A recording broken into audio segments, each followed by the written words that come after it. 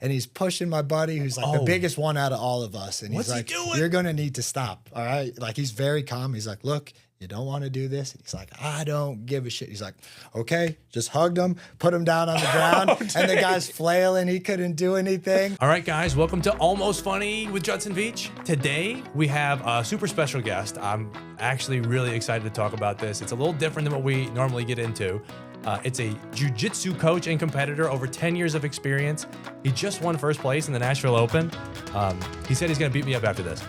It is Alex Joss, everybody. Hey, how's it going, everybody? I'm happy to be here. Woo! Yeah, it's gonna be a fun day. Share some cool jiu-jitsu knowledge and stories. And I hear you trained a little bit before, huh? It's fun. Like, if you've never done it, I feel like people go one of two ways with it, where you get addicted to it immediately, or you're like, I'm literally never going back in there again.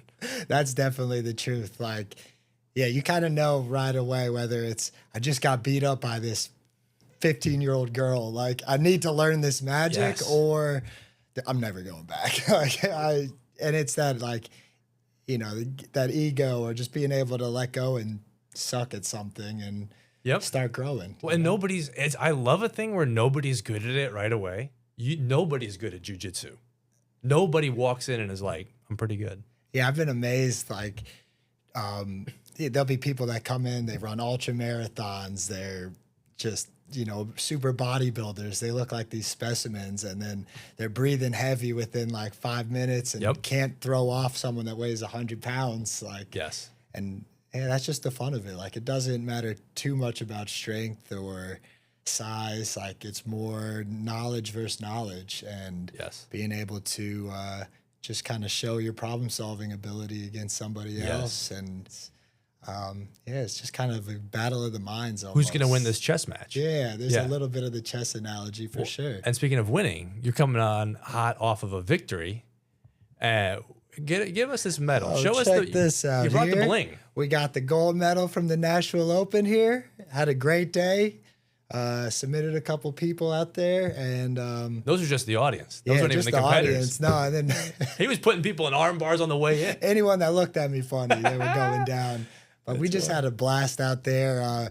Me and a bunch of teammates competed. We all came home with a bunch of gold, silver, gold. And so you guys cleaned up. We really cleaned up. I love and then, you know, at the end of it, everyone that gets a medal does the open class, where it's all weight classes go against each other. And me and my good friend and teammate Jason, we both made it to the finals together and got to compete against each other for you know, just to close out the bracket. In the Open. And if you don't mind me asking, you never ask a lady their weight.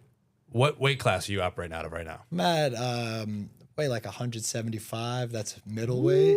Yeah, you can go against some big people up there. Are you cutting to try to get into that, or is it pretty easy? Depending on the tournament. Bigger tournaments, I'll definitely try to like be larger and then be at the top end of that. Right, squeak in right under. Yeah. You're sweating a lot, just draining yourself to almost nothing just to hit the scale. Yes. And then go eat as much food, drink as much water for the next morning. But this tournament, you really can't do that, because like you step on the scale and you step on the mat. So if you're there's really no time. Barely any time. No time to cheat. Yeah. You got to kind of show up as you are. Like, this is how much you weigh, brother. Like, get in there. 100%. Okay. It's, you know, it's legalized cheating a little bit. Like, well, it's dangerous. I hear it's dangerous to be doing that. It was like the original Ozempic, just getting in a sweatsuit and pouring the water out of your body until you can't walk. Yes, I've had to cut out, like, I don't know, in 30 minutes I've lost a good like 7-8 pounds. I feel like 30 minutes. Yeah, I sweat at an insane amount. So. Well, and it does get warmer in here, so folks, track along at home. Let's watch those pores open up. More sunken in the face, looking. You're just doing the pod to cut weight today. That's what it is. I heard it's a good warm spot. It's a good warm studio. I'm gonna get down 7 or 8 pounds by the time I get out of here. So if people aren't super familiar with jiu-jitsu, I kind of want to start where you started in it, and if you had a different athletic background that led you to it, because people come at it from all different sorts of ways. Like, I trained in it briefly, like less than a year, but when I was doing it, I was pretty into it. But coming out of a ballet background, that gave me a certain perspective on it. Did you do something else before, or was this kind of like, this is my thing, I finally found something? It definitely was some of that. Like I'd play pickup basketball. I ran track and field and stuff growing up, but never really got too competitive in it or, felt that love for it. But, after I graduated college and me and Amber were up in, my wife up in Chicago, she was doing her comedy thing and really something that she loved. And, I didn't have that. I was just working and kind of going home and, maybe drinking a little bit and not really having that hobby. And I Your sport was tequila. It was, a couple beers and whiskey, but, I had some friends that I would go visit back home, and they got into it, and we would go fight in their basement, and they would just, beat all us up, they're just hanging out and like, oh, let me show you this arm bar or something cool. If you have buddies that do it, all they want to do is be like, hey, come here real quick. Everybody wants to show. I try my best to like resist that urge because people don't want to be strangled if they're not. Okay, to get on a little side trail here, the strangling. This to me was like I learned something about myself. One of the early classes I'm in, you're getting submitted, you lose air, and it's, to me, I was like, whoo, that was a rush. Do you know what I'm talking about? Oh man, people describe it when you should always tap and stop before you go unconscious. Yes, right? Let that be always on the record. Tap. But like I've heard, I haven't gone to sleep, but I've heard that you wake up like it's the best nap of your life. You're just like, what's going on? Why is everybody looking at me? And they're just like, I mean, it was weird. It was this thing of like, oh, I don't want to like do that too much because I don't want to be a guy that's like, I need to be, asphyxiating myself all the time. They're going to find me in a closet in 3 weeks. David like, I don't need to do this. I learned too much. This is crazy. But the whole experience that I had with jiu-jitsu, everything was like that, where it's like you get a little nugget of something and you go, oh, the feeling of that is so fun. Everything is, because it's deeply technical and specific, because there's like the idea of it and then there's actually doing it. Like when you tell a kid, go draw a tree, they draw the two sides and a puffy top. And that's very different than drawing a real tree, which is every little detail, every little leaf. That is so jiu-jitsu, but that's also so ballet. That's like what I came out of.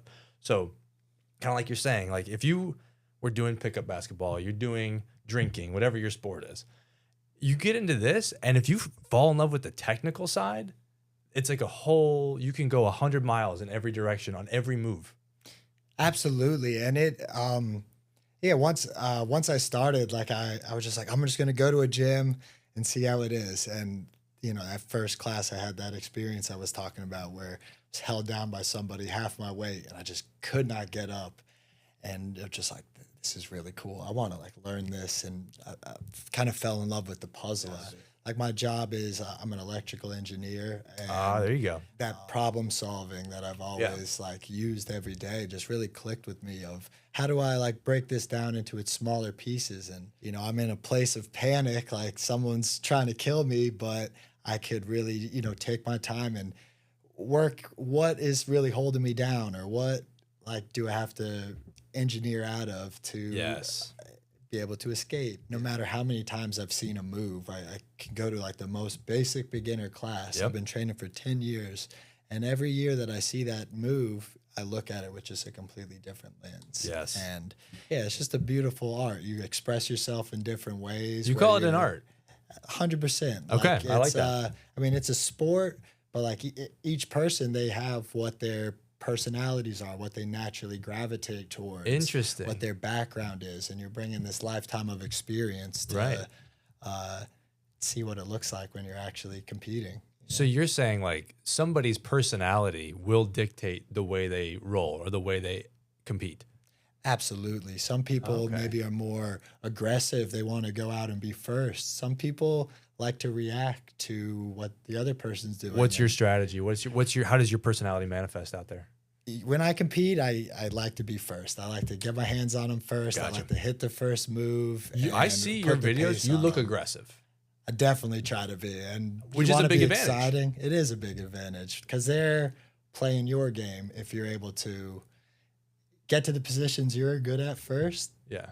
they're going to be a step behind, and maybe they haven't trained in those as much. But if you're letting the other person, dictate the pace of the match or the positions it's in, it can start being a lot more difficult. You're playing from behind. Well, that's because I felt like a very different instinct. My instinct was very defensive, where anytime, and I didn't get obviously too many belts in, but I loved the idea of this guy has so much energy. If I can just survive his initial energy, it gets a lot easier. Because I felt like also being a little more inexperienced, that was a good tip. I feel like for inexperienced, tell me if this sounds right. My buddy Kevin, who got me in, right? So we both danced for the ballet. Now he's like, obviously jiu-jitsu's all the time. It's all he talks about. He just wants to send me videos and then put me in an arm bar. But he was like, dude, if I was going to give you one thing when you're starting this, do less than your body's going to want to do. Because you're going to all of a sudden, you never be fighting anybody. You don't know what this feels like. You're going to want to fight. You're going to want to go, I got to do all this stuff. He's like, do as little as you possibly can. You'd be surprised. Big old guys come in there, and if you can just like not be in trouble for a while, 30 seconds in, they're like gassed. 100%. I love that. Yeah. Because you almost feel like Wile E. Coyote. Like you're like, you can't get. You're just like slipping out. Yeah, doing whatever with them. And they're like, this guy's 230 pounds. I'm like, well, he is gassed. So there's two sides of the coin. Do you ever be doing that strategy where you go? Absolutely. Yeah. It's everything, of course, yes. right? But, a big thing people always say is, I don't have enough cardio. I'm gassing out. And like, there's only so much cardio you can get to where you can stay through the round. But really what makes it effective is doing the right move or technique at the right time. Like if I'm just pushing against a brick wall, it's not going to work. There's no amount of cardio. Right You'll always, brick wall's undefeated. Exactly. This is bringing me to something that I think will be fun. So I don't know how we do this on the pod. We'll have to be an editing nightmare later, but I think this will be fun for a clip too. I want you, blind ranking, where I'm going to give you things and you've got to be like, yeah, that sounds fun. 5, 2. All right. Okay. I'm going to give you 7 jiu-jitsu attributes. All right. And you're not going to know which one's coming next. And we got a blind rank, but I'll start throwing these at you. And so you blind rank. How many the total? 7 jiu-jitsu attributes. So you've got 1 through 7. Number 1 is like, this is the best attribute. Number 7 would be like, take it or leave it. You don't even need that, right? All right. So number 1, I'll give you flexibility. Your body's flexibility. Flexibility. I'll give that a 5. Really, just to not be injured. Okay. I feel like you shouldn't be relying too much on your flexibility. It certainly helps, but you should be training in a way that you can do it. There's always someone more flexible than you, and that doesn't last forever. Your flexibility. You want to be training to that for a long time. As an attribute. Yeah, absolutely. Okay. Next one, cardio. Cardio definitely helps, but it's not everything. I'm gonna go with. Let's go with 4. Okay. Yeah. Okay. 4. Core strength. Ooh, that's good. You're on your back a lot. You got your knees. It's like, I felt like every time I did, I was burning. Yeah, you need some good core strength. And again, just this, so you don't get injured, right? I think a good, strong core. And in order to get good, you got to do it for a long time. So let's keep going up. Let's give that one a 3, which maybe is a little higher, but we'll see what else comes. Okay, but we got 1 and 2 available still, and we've got 6 and 7 available still. So we got both ends of the spectrum. Lower and higher. Okay. All right. How much you weigh? How big you are? I know. That's tough. Come on. We know where this goes. Because it does mean a lot if you're both the same skill level, but I think just in general. Let's put it we got 6 or 5. We have 6 and 7 available down Let's go with 6. Oh my gosh. I did not see that. At the heart of it, it shouldn't matter. But if you're both the same skill, it's going to matter a lot. But that's fair. For the spirit of jiu-jitsu, I think 6, that's appropriate. Grip strength. Dang. Feel like 2 might be a little too high. I'm going to go with 7. Oh, it shouldn't be last place probably, but you shouldn't be holding your grip too long. Let go. Yeah. There's a time when the grip isn't serving you and you have to let go. And that's one of the biggest things. Like the beginner students I have, they hold on for too long, and then now they're holding on like this, and now they're getting their arm broke. Or you got to know when to let go. Hey, great life lesson as well, guys. Know when to let go. All right, grit. Well, let's give that number 2. Number two. I feel like it is. It'll keep you through injuries, get you the max amount of training, and sometimes you just need a little grit to be better than the other. Just to get over the edge. All right, the last one left. So this is gonna be your number 1. Low-key gay feelings. Yeah, that's probably number 1. That was a bit of a setup, but that's the number 1 right there. How this was gonna play out. That is funny. That helped me a lot. When I was training, I was like, I want to get in here. Exactly. Just cuddle with my friends. Let's cuddle, baby. That's hilarious. We all put on our pajamas and then. Oh, well, that's perfect. All right. Put that up. We'll clip that. Put that on the board. Put that on the board. That's crazy. Okay. So this, we kind of touched on this a little bit. I got obsessed with the technical piece of it. What I called it is I was like, jiu-jitsu is like ballet plus chess, right? So you have positions, you have movements, you have coordinations, you have muscle movements that are super specific. But you've also got this like 10,000 foot strategy where you're like, hey, in this position, I could do this or I could do that. I could use this energy now or I could not. And it's all with the ends of winning something. So of course you're calling it is an art, but it's also, and I think people do it for different reasons where it's like, some people are in here because I want to stay healthy. Some people are in here because I want to have self-defense. And some people are in here because I want to win competitions. Like if somebody's coming into the gym, how much do those 3 goals change what gym they should be at, how they're training, how much they should be training, how they're approaching it in there? Because those are very different goals. Yeah. And I think the smallest percentage of people probably want to compete and be good. I mean, the biggest part of jiu-jitsu is, number 1 for me and so many people is just the community. I can't tell you how many people I've met through this. Whenever I go travel somewhere, I'll go drop in at a gym and it's like immediately you try to kill them and then you're best friends, right? Yes, and that's great. I got friends in any city I want to go to just because of that. Yep. And yeah, just general health and, fitness is huge. And that's for like the majority of people. You see some crazy life changes of people who are overweight or, struggling with their health and they come in and, I got one student, he dropped like 60 pounds in like just 6 months of training and he looks like a completely different person, like bigger guy. He did that in 30 minutes before the roll? Before the competition? Yeah, 30 minutes. He did 60 pounds in 30 minutes. Real weight loss, not just real. Cutting, Yeah, I do think that is what people need in life. This is like my soapbox is like to be healthy, you got to have friends. So I love going into a space where it's like we're all doing this thing. It's like all the extra stuff like comes naturally. Like you're not dieting because you're like, oh, my body looks bad. You're like, I want to feel good when I go do this roll. I want my body to work for me so I can do this other thing. It's not like an aesthetic. Nobody in jiu-jitsu is going like, look at my 6-pack. They're going like, I just want to efficiently be able to do the thing I love to do. Right? Yeah, I don't want to just have that feeling of drowning, right? Like, for me, for a lot of people, you're like, all right, I'm going to drink a little less. Maybe I'll quit smoking or, these other things where now, it is maybe just another new addiction, but it's a good, healthy one, right? 100%. Yeah. You got to get your dopamine from something, right? Yeah. So like I could get dopamine from like smoking and drinking and hanging out and partying, or I could get it from like going in and rolling. And it's weird. Like when I don't drink at all before I do comedy, right? Is it fun to drink? Sure. But is it fun to do comedy like kind of murky and weird? No. So like I will trade the dopamine, the fun of that for the dopamine and fun of something that is not like as fun as that. I feel like that's a great lifestyle choice, Yeah, being able to put together those things you were working on, or if you're competing, like having those big rushes of doing it in front of other people. I'm sure comedy, that's a high like none other. Is it like that in jiu-jitsu? Do you feel like, oh, the audience is here now, this is like a whole nother step?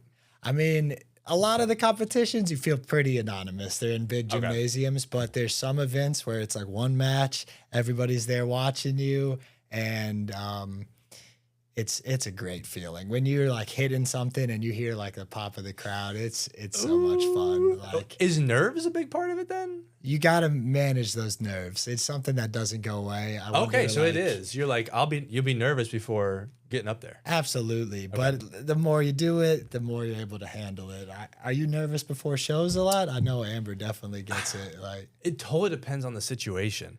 Like sometimes I feel like, oh, I don't even remember what nervous feels like. And then sometimes it's like, oh, okay, coach myself through this. You can do this. You know how to do it. So I don't know if it feels similar in jiu-jitsu. There's something like it's like a voodoo in the air where I create a story of like nothing can go wrong or like everything's gonna go wrong. Yeah. I don't know what that is, but that's where I am in my process. Does that feel at all familiar?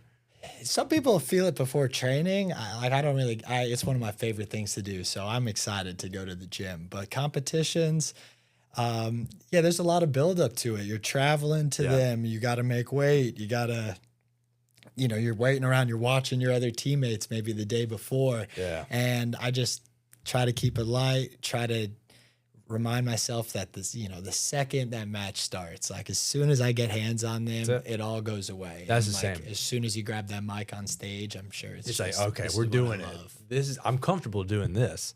I don't train waiting. I'm not good at waiting to do something. I'm good at doing something. Yeah, no, that's the truth. It's crazy. So this was something I thought was interesting. I was talking to my buddy about this. I said, is there anything that you feel like is relevant for like a jiu-jitsu conversation that like doesn't get talked about that you feel like is weighing on your mind because it's somebody who does it all the time? And he said, and I'm curious what your thoughts are on this. For self-defense purposes, as jiu-jitsu is self-defense, once you get past like blue belt, there really isn't a huge difference between there's a black belt in the wild, there's a blue belt in the wild. Your self-defense is obviously way improved, but there's really not a huge difference at that point because you're not going to be rolling with someone in a self-defense situation. You're not going to be like, how do I get out of this very specific technical spot in like a bar fight? Yeah. Does that feel accurate? Yeah, definitely. And like kind of how I start every beginner student, like we're not here to fight like in self-defense. You know, there's no ref. Things can go really wrong. Yes. People pull out a gun. It's about not being controlled and getting away. Like the biggest thing is if I can't touch you, you can't touch me. I'm safe. And I can leave. So distance is number one. Like, and then the other thing that I've heard that I like is, you keep training and you have the ability to defend yourself and to beat anybody up. But also you get the self-discipline not to just get into street fights. I know. It's crazy. Just see that. It's like the problem is the solution. Yeah. Where, you have a guy who's like, oh, I'm a big, tough, I want to fight everybody. But you train this for like 2 seconds and you're like, oh, I'm not respecting myself. I'm not respecting the craft. I'm not respecting the people around me if I do that. It's like you get in the discipline of it and you're like, oh, that's really the thing I needed, not getting in fights all the time. Man, we went out down to Broadway with like a bunch of people from my gym, this one just big guy, I stepped on his shoe or something, and he started like talking shit to us. And we're in a group of maybe 10 people. This guy walks into the group by himself and just starts like, I don't give a shit. I'm gonna like, and he's pushing my buddy who's like the biggest one out of all of us. And he's like, you're gonna need to stop. All right. Like he's very calm. He's like, look, you don't want to do this? And he's like, I don't give a shit. He's like, okay, just hugged him, put him down on the ground. And the guy's flailing. He couldn't do anything. And eventually, like, all the bouncers come and, like, get him. He gets up and, like, it's okay. And the bouncer's like, how did you do that? Like, just hugged him, put him down. He's like, are we done? Like, well, isn't that, I feel like because it's getting more and more out there, people have to be insane to get into a public fight now. People know now, yeah. You could be walking into 10 jiu-jitsu lords. That's reckless. 10 of anybody by yourself 10 is crazy. 10 is crazy, but like if you've been like 10 golfers, it's very different. I mean, he might got that club though. You got to watch out for the Tiger Woods. He's lucky it was 10 people who know how to fight because he got taken care of. Weirdly, he would have got maybe stomped by just a group of drunk people. If it was sent to the hospital, 10 drunk idiots, he could have been bashed in. Like, you're changing my whole tune on this. Go fight people who know jiu-jitsu. They'll take care of you. No, you'll be safe. It's the safest way to fight. They'll just be like, and you pretzel down. They lay you down. You'll be asleep. Get a great night's no sleep. Injuries. No injuries. Yeah, that is kind of crazy though. But yeah, you can't be just challenging people to fights now. Nah. Way too much of the population knows. And also, they're just as crazy. Down here in Tennessee, half the people know jiu-jitsu, half the people are strapped. So it's going to go one of two. It goes out. Jiu-jitsu goes out the window quick when the gun shows up. Yeah. There's no arm bar you can do that's going to defend you from that. Hopefully you can run. Yeah. Cardio. I hear you run fast though. Yeah. We have a fan of the pod here. Yeah. Well, just to touch on that. So you saw the clip. So I'm saying I'm top 10% fastest people alive on Earth. Do you believe that, or would you not take that at face value? I mean, after hearing all the math behind it, I think, a lot of people older. That's what I mean. I got to see the numbers ran, but it might be true. I can believe it. Because like if we flipped it, if I was just like, hey, do you think your top 10% of could win in a grappling situation in the world? I mean, absolutely, yeah. You see how like naturally you're like, of course. Yeah. That's how, as soon as you like train at all in something, you start to get context for it that like the lay person doesn't have, where you're like, you understand how hard it is to reach certain milestones. So it's like, yeah, like obviously you'd be in the top 1% of grapplers in the world, probably a fraction of a percent, really. When you think about kids and old people and all that stuff, there's going to be very few people who spend the time and attention on the thing you're doing that would even be relevant to go against, let alone like 10%. It's like, man, you can't find 10%. Yeah, does 10% of the world even do it? Like exactly. Does 10% of the world even do it? So nobody's out here sprinting. When's the last time you sprint at home? How often you sprinting? When's the last time you sprinted? Been a while. See? Yeah. Like your people would pull a hamstring before they get to 40 yards if they're really going top speed. That's what you do. You immediately pull a hamstring or a quad if you're sprinting after not doing it for 5 years. So top 10%, I mean, I'm telling you, like 1%, fraction of a percent. I'm telling you. It's a cosign. We have a cosign from Alex. He just won Nashville Open. That's great. Oh, this is a good one. All right. This I thought was so fascinating. I use this in my life as a dad all the time. The idea of when you're rolling or grappling or doing it, whatever, matching the strength of the person you're working with. I stole that for dad wrestling match. It's so fun. So it was kind of this thing of like, you might have a very new young lady who comes to the gym and she doesn't have like as much strength as you and she doesn't have as much knowledge.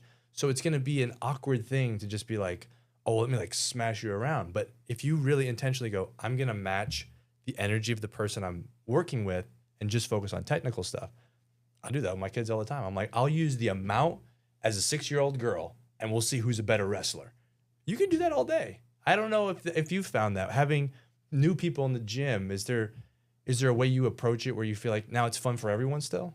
Yeah, and that's the biggest thing I try to instill in my students, right, is we have all levels. So you want to, you don't want to let them like win, right? Yep. But you want to slow it down enough so that they can at least see what's happening, they can learn, and you take your attributes out. Like if you're clearly stronger, faster, heavier than somebody, try your best to leave that out so you can work on the technique that when, you can acquire like the actual skills to improve when you're going against someone that is bigger, faster, stronger than you, which there's always someone that is. So. Do you think there's always something you can work on and improve if someone's newer? Or do you feel like you get to a certain level where you're like, this is just me generously giving my body and my knowledge to this person. There's not a lot that I can gain by rolling with someone who's been doing this for 5 times.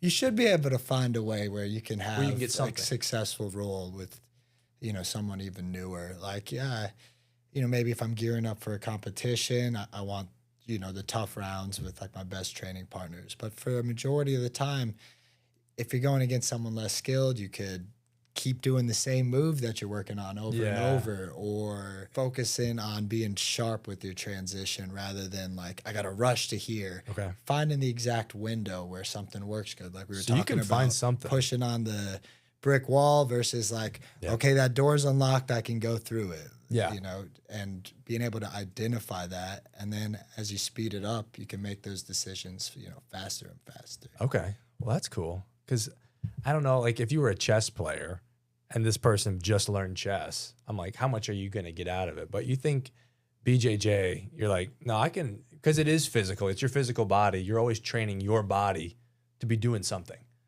You can find a way. Yeah. Making it a clean repetition of whatever you're doing to put that in your muscle memory and pay off. And like, the chess analogy, right? Like, you know, there's like the blitz chess where you play real fast and it's fun. You can do it and maybe like it evens it up a little bit, but reality, you're not making the best decision. So you're getting reps of mistakes over and over again. And maybe long-term you're worse. That's my autobiography, reps of mistakes. Exactly. I have you doing mistakes on mistakes. You need some good, you got to make the mistakes, but you also got to know that it's a mistake, right? Yeah. Kind of in that vein of thinking, because I think it is getting very popularized.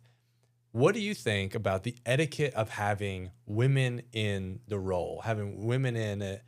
Coming from the background I came in, partnering is like a huge thing. So, you know, you're touching each other. I'm touching your hips. I'm picking you up. I'm putting you down.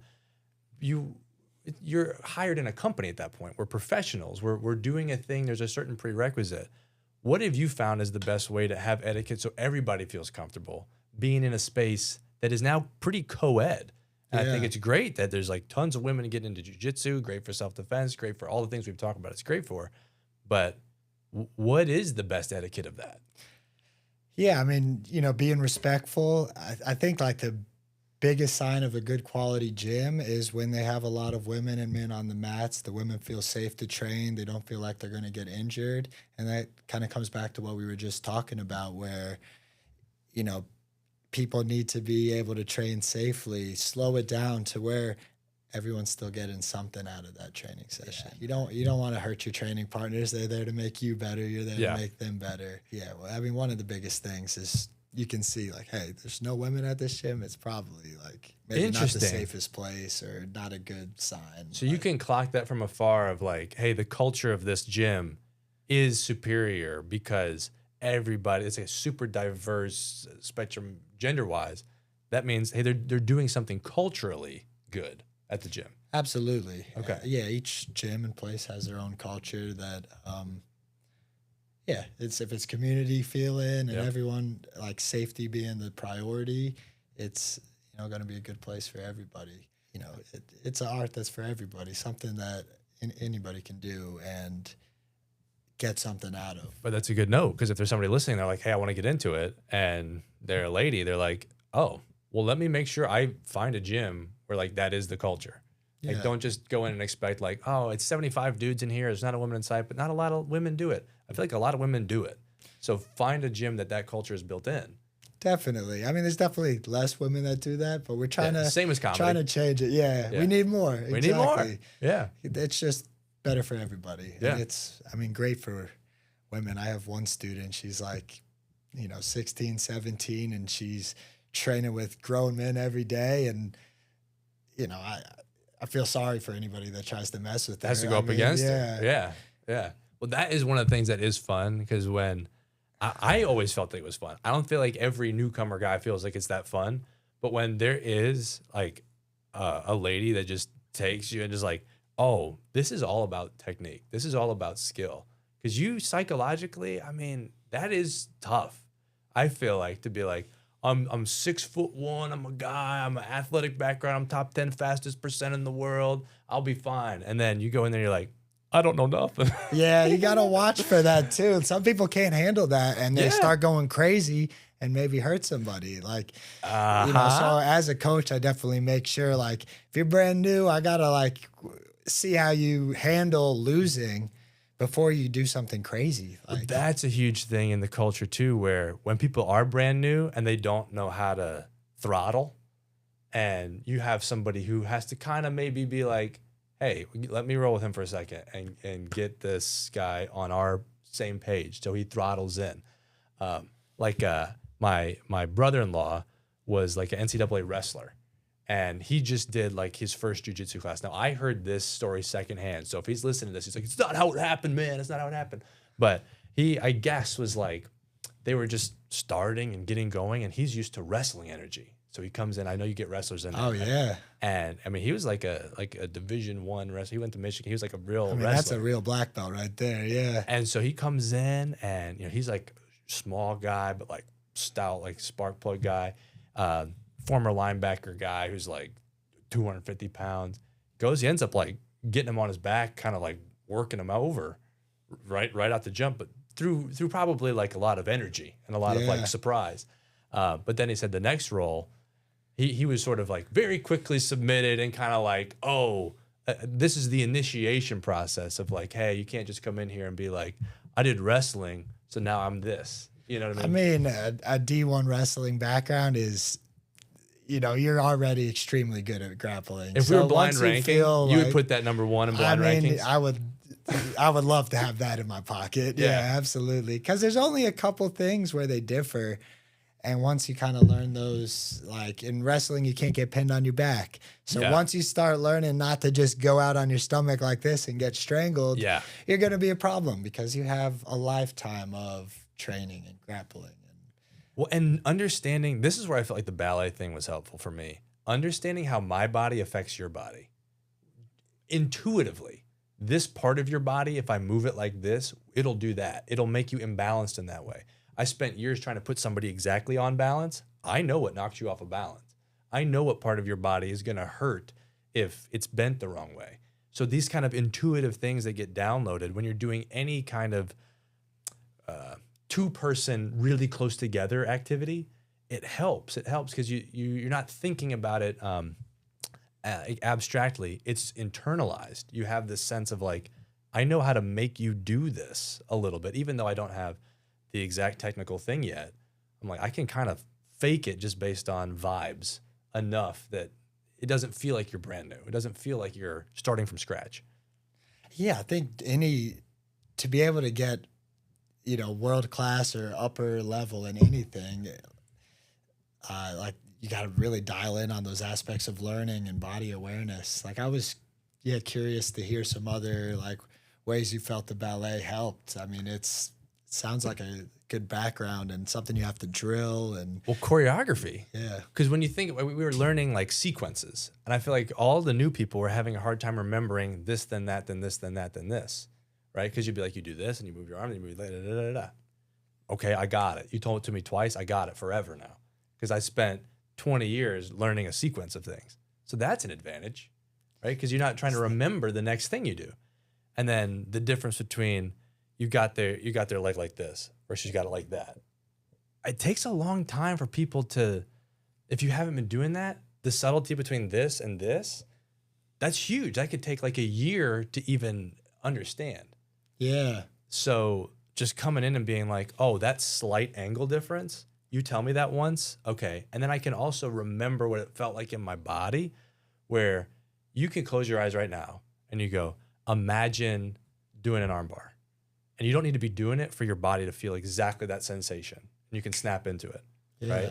There's 100 things where if you just told me, imagine doing this step, I close my eyes, I go, I'm doing it right now. And you're memorizing probably much longer series of, what is it, a 20-minute thing, an hour thing that you got to remember? But there's the jazz element to what you're doing. I'm doing classical music and ballet. You're doing jazz because it all changes the whole time. I'm doing the same sequence every time. The notes are the same. I practice until it's perfect, and I never did it perfect. But this, it's like, this is the notes. Oh, now it's a totally different song. Okay, now I have to do this. Now it's every second is a totally different thing. So that is very different. That part where it's constantly changing, you can't prepare for where it's going to go. That you have to be very like improvisational. Yeah, getting to like, okay, we're in this song now. It's time to this is a whole new series, whole new measures, whole new key, whole new everything immediately in a flash of a second. And you feel like, oh, we're going this way. This is going to work out. Oh, the whole thing, I'm totally screwed. Like back to square one. I got to change my whole life plan. Yeah. Which is fun though. Absolutely. Yeah.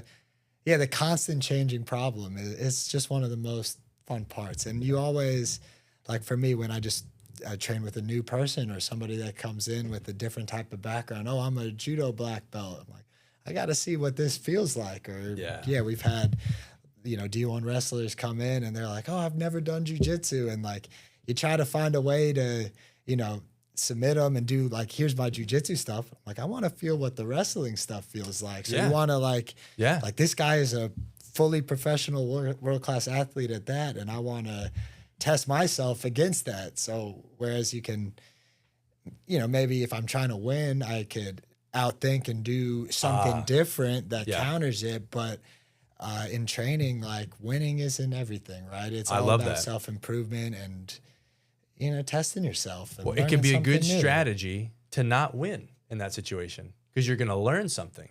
Hey, this isn't a competition. This is training. I know I could find a way to creatively win because there's a knowledge gap, but I'm wanting to test my body in the circumstance because there could be a time where there isn't that knowledge gap. So I'm going to utilize the fact that this guy's a D1 wrestler. His body feels like this. This is hard. Put myself in this situation intentionally because I could grow from that. That's cool. That's smart. Yeah, absolutely. And taking that like competitive element out of it, like it's one of the hardest things for, people that spend their whole life. I want to be good. I want to do this. I want to win. And like, hey, winning maybe isn't helping you right now. Yes. Just pay attention to what they're doing and then that's hard. Figure out how to solve that. And, that's discipline. For me that I go out and do competitions, it's a lot easier for me to separate that. But some people, they don't want to compete. That's right. So going in the gym and beating up their buddies is the competition. That's the whole thing. It's the beginning, middle, and end. Yeah. Oh, yeah. Yes, that is it too. I feel like that is like, in terms of, I don't know, like personal growth, getting to the point where whatever your thing is that you're doing, not being outcome driven, being process driven. That's the perfect example of that, where it's like the outcome would be to win, but the process has nothing to do with winning. The process is, what am I getting out of this? And, getting what you're trying to get out of it, like that's hard. Ooh, in comedy, when it's hard to not be outcome driven. You're up there, you go, I need a laugh. I'm like, but I'm trying to work out this joke that I believe in that's not quite there yet. I could do a different joke right now. You know what I mean? I can pivot to something I know is going to work, but I got to work this out. I believe in this. I'm going to lose. I'm going to lose for a while on this joke before I can make it win. But if I'm only outcome driven, that joke never goes anywhere and it's dead on arrival. You never do anything creative or new or interesting. I mean, that's absolutely true, right? And the extra element of that is I practice in private in the gym with, my friends, and then I go compete in front of people. Oh, yeah. You can't do that. There's no practice the mirror in private. Doesn't help. Doing it to your wife doesn't help. Like I was going to ask how much, because when I started doing jiu-jitsu, I was like, Sarah, come here real quick. How much do you have to go, I'm not going to use my wife as a grappling dummy? I mean, I try to just give her an actual hug instead of like wrestling with her, But, sometimes we will. But I go enough. Like I'm there every day, sometimes twice a day, that it's out of my system. I'm home just to rest. Well, yeah. But there was one, I think I was a white belt, one of the first competitions I won. Oh, yeah. I was like, there's this move I want to try. Amber, let's rep this out. And then I made it to the finals. It was overtime, and I did the freaking move that I was drilling with Amber and won. And it was like, that was really cool to me. And That's awesome, actually. That's really like one of the only times. What are the odds of that, though, too? That was the move you were practicing? It was just fresh in my head, and I was like, okay, I'm just going to try to do that. Like, that one was clear in my head. And when you're first starting off, nothing's clear in your head. Like I was just out there just kind of seeing what happens as just a white belt a couple of years in or 1 year in. And whoa, who did it better, Amber or the guy? Amber for sure. She's tough. Yeah, she's tough. She is tough. You were married somewhat recently. Yeah, last September. Yeah. Okay, so coming up on, but not even a year then. Not even a year. Like we did a real simple wedding, just me and her. Went to the Redwoods in California and. Just the two of us and a photographer, and just like set our vows kind of in private by these beautiful, massive trees, and Wow. just crying in the woods, reading our vows to each other. Perfect. It was so beautiful. And just had a week just hanging, just us. And it was so nice. Everything about that is the opposite of how I got married. That's so funny. You first of all, you were ready. I mean, that must be a great way to get married, to be ready to be married. Holy smokes. 12 years of experience. I was 23. So for the folks at home, how old are you? I'm 33. 33. So you had a little more time to season. You know who you are, right? Yeah, the different life stages you go to. I mean, yeah, I don't know. Maybe I was 21, 22 when we met. I mean, how different are you between that and 25, that and 30, that and like you go through all these different, loops and we did blind rankings. Yeah. I want you to do same exact structure. Blind rank husband moves. Husband moves. Okay. These are your husband moves. It'll be 7 husband moves. And so we're going to do the list the same way. I'm going to give you a husband move. We're looking, number 1 will be like, this is the best move a husband makes. And number 7 is like, whatever, take it or leave it. All right? All right. Well, husband moves. That one spot for. now you know I've been a little tricky. Yeah. All right. But I know that you would knew that. I knew the order we'd go in. So I go, hey, we're going to be wise to it. So it will be different or not.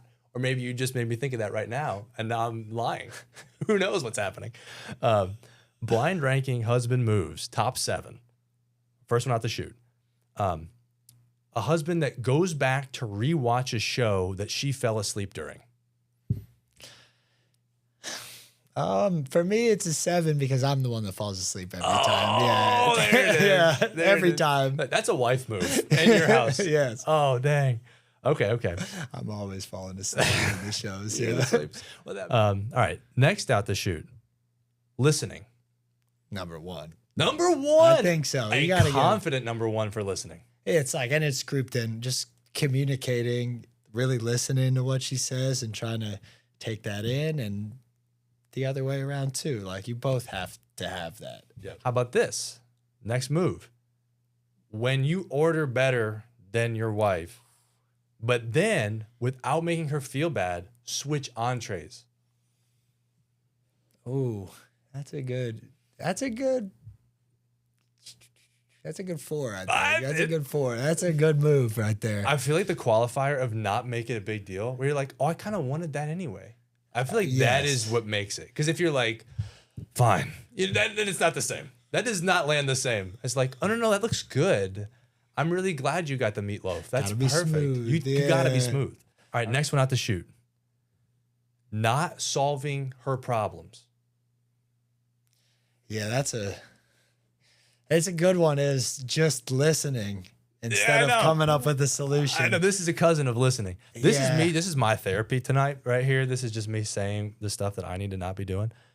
Yeah, where's that going to rank? Let's give it a 3. I think that's it's one strong, that I'm working on. Strong too. 3. Like, so much of, I feel like men in general are very like problem solution rather than she doesn't need a solution. She's just needs to be heard. And yes.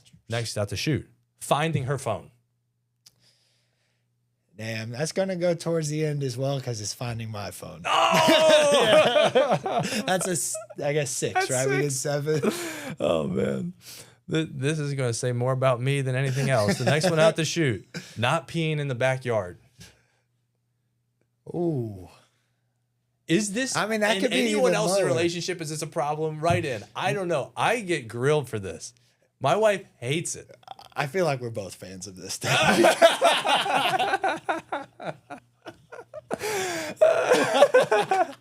Like, we don't even have a toilet in our house anymore. That's crazy. Gotta have a little bit hidden backyard. That's all you needed. That's crazy. So I guess that's 5.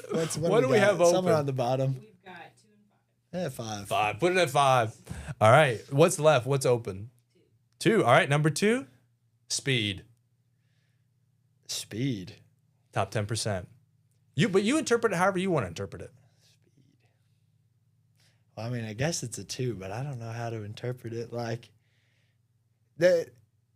just being able to slow down and enjoy yourself is big. Okay. Yeah, and take in the moments. Like, figuratively, I do feel like this is super important, where I don't know. Everyone has a different motor. My motor is fast. My wife's motor is slow. So it feels like such an act of love to her if I get my system to this level of slow. And it takes so much intention for me to do her speed. Yeah. To just be like, okay.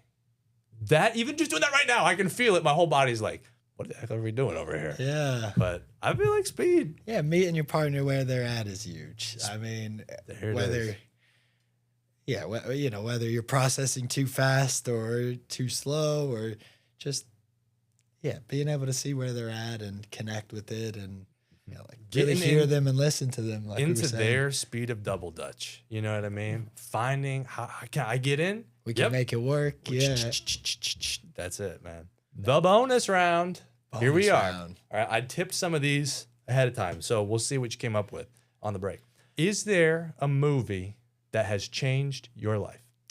I was thinking about it, and it's hard to say changed a life, but the movie that first came to mind is Almost Heroes with it's Chris Farley and Matthew Perry. Yes, and yes. It's just one of me and Amber's favorite movies to watch together. We quote it all the time, and it just brings us so much joy. Just nobody really knows about it, and we're just always referencing it, and it's just brought just this joy that we should try to share it with other people, and it's just such a silly movie and I love that masterpiece. I think it was the last one before Chris Farley died, so that's why it didn't become like that big. I guess a beautiful memory, and I feel like people take umbrage with the changed your life part of it. You know, even when I'm like, trying to give it to people ahead of time, they're like, changed my life. What do you mean changed my life?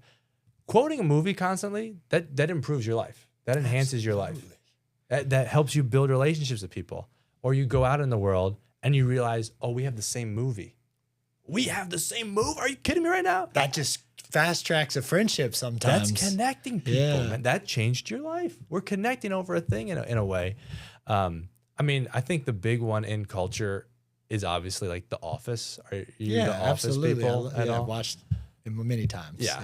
So I have a big like philosophy that, and there's a couple shows that are like this. I know there's a Seinfeld faction that is like this. I obviously am in the Office faction of this, where you have the initiated and the uninitiated. And once someone's in the initiated, you shorthand a lot of things in life by just being like I always do this one. I'll be like, lead me when I'm in the mood to be led. The Ryan Howard quote from The Office. Yeah. When you have a shorthand, when you have an office short, do you have a show that you have a shorthand with?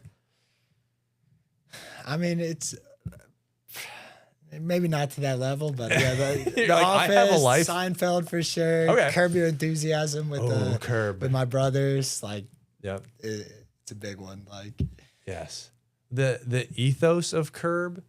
I feel like there's people, when you are like a Curb person, that it is a type of person. You like to be bothered by stuff, little things that you just focus on and just like pick apart, and just, you're super happy, but you're complaining about all this. It just relates to me for sure. There's something about externalizing the mundane nuisance of life that, like, the Seinfeld, the Larry David style of comedy, I feel like is so cathartic, where you're like, yes, getting from point A to point B in life is hard. And maybe let's make it funny though. Let's make so much humor in it. Yeah. Like a little thing, like make a little thing fun instead of just being like, oh, I wonder if anybody else has ever thought about that. I'll keep it to myself and just keep it rolling. It's like, no. Let's make jokes. Yeah, man, I'm blessed to, be married to one of the funniest people there is, right? Totally. And, every day there's something we're cracking up about it. Like, we can just laugh the whole day and over nothing. Like little things that happen or stupid things we say, a whole language we've made up, it feels like. And yes. Just, it's so important. Laughing is like the real glue, I feel like, in my marriage. Because as soon as you get to the point in whatever it is where somebody has made somebody else laugh, it's like, we're going to get through whatever this situation is.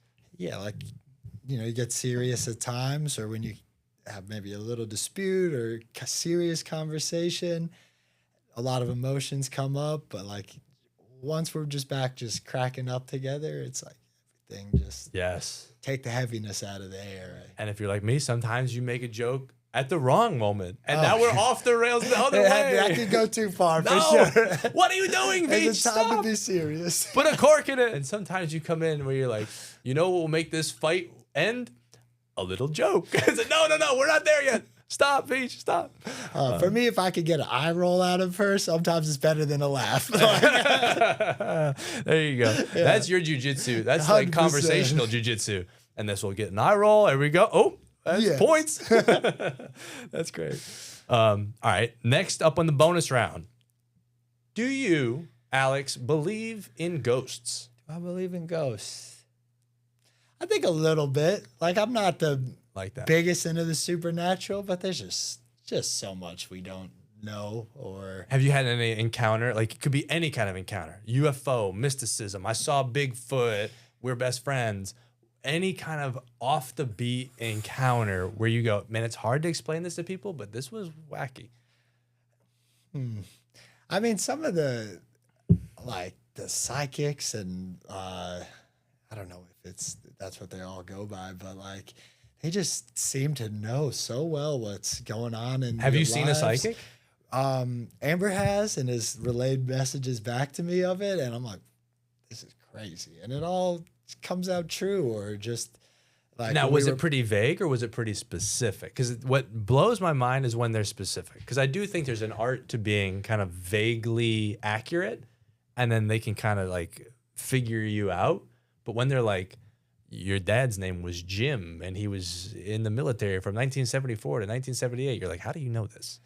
I mean, it was the guy was talking to my grandmother who had passed maybe a year ago through Amber, and she was coming in to say that, like, she always, all she cared about, she died at like 104, and all she cared about was, is everybody happy? Is everybody okay? And like, there was shades of that, but then like we were like looking for a house, letting us know that's all going to work out amazing. And then like the little tidbit of, I just got these slippers I was really excited about, and the psychic told Amber to say that my grandma liked my new slippers, and like that little tidbit, pulled that out of thin air. She pulled slippers. I don't know where it came from, crazy. But apparently that's a thing they like to do to let you know they're watching, is like the little things like that like, I'm paying attention. And that, like, I'm pretty skeptical of a lot of stuff, but just no, slippers is specific. That's what I mean by specific. Like, if they're pulling, I've never had a pair of slippers I was excited about, so I don't know what that story is. Some nice wool ones, real wool. Ooh, I'm always cold, so that's awesome. Nice, the wool slippers. All right, last question. I'll let you get out of here, man. All right, is there a quality that you would just, if you could just download it to, and it could be to your kid, to your grandkid, to your niece, to your nephew, to an important young soul in your life, where you go, I want to just give you this quality, and you get to only pick one, what would it be? I think just like lightness, right? Of just not taking things too seriously and being able to be patient, and it's going to work itself out, and we're going to get there and figure out whatever this problem is. It'll solve itself, or you'll come up with it. And just so many people carry such a weight on them. That's right. And, it's hard to see. So just being able to, just have like a lightness to your life. And it's one of the things I would love to relay on other people, my future generations. Yeah, man. Yeah. I love that, and I can feel that in our conversation. You do have a lightness that you bring in, and I think that is, that's landing on me very important. I take things serious, and I do think it's kind of like that speed we were talking about, where people have a natural speed. I think maybe sometimes, you can have a heavier natural, momentum, and so being able to have moments of being unencumbered, and being light, and finding humor, finding, the levity. That's huge. I love that. What a great way to get out. Yeah. All right. And before we get out of here, Alex, where can we find you?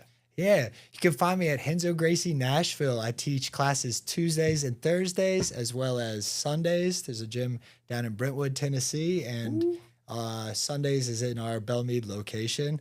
I teach private lessons. If you want to get a little extra coaching or you're nervous to try it out in a big room, reach out to me on Instagram, AlexBossJoss. Give that a follow.